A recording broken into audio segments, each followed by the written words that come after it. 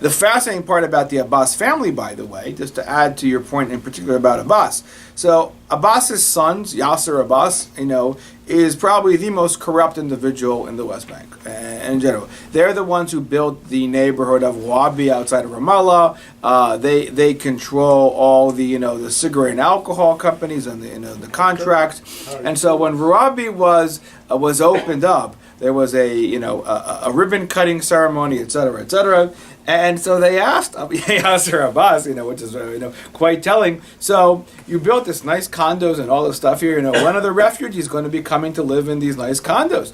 His response: "What are you talking about? I want people in the Gulf to buy the condos here. I'm not giving to anybody else." So that's exactly how the mentality plays out. As far as the imagery and what we need to have. Maintaining that. We can't give that up. That's why I'm saying this is, a key ingredient within Palestinian identity. So Levi Eshkol in '69 actually comes and says, if you don't want to build the homes, we'll build the homes for you, or, you can build on your own, leave the camps, expand and whatnot.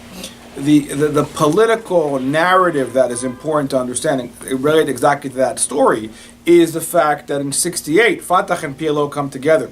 Arafat was trying to recruit for the struggle, and so if there was something to look forward to, why would they support the struggle? I mean, the biggest problem, even if you look, as someone who's dealt with Palestinian society and worked with them, through my army service and other places, the biggest problem in Palestinian society today, and has always been, a valuable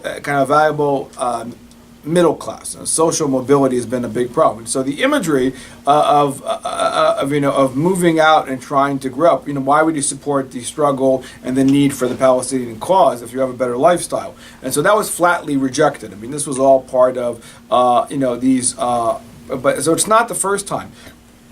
By the way, just to take back to this was not the first proposal.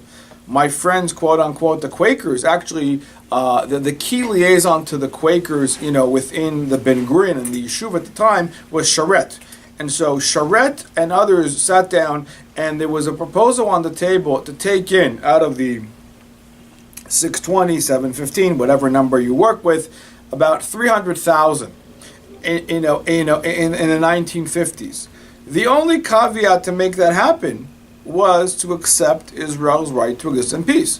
And that was flatly rejected. I mean, again, there was an understanding. I mean, the Galloway quote, the other kind of quotes. I mean, for the Quakers, and this to even, take the point even further, this was the first time they came across a population that did not want to change or did not want to leave its refugee status. I mean, that was the anomaly. Normal societies, they came from Protestant belief, and of course want to change and relieve. This was the first time they came that want to stay in their status, knowing exactly what the political calculus was.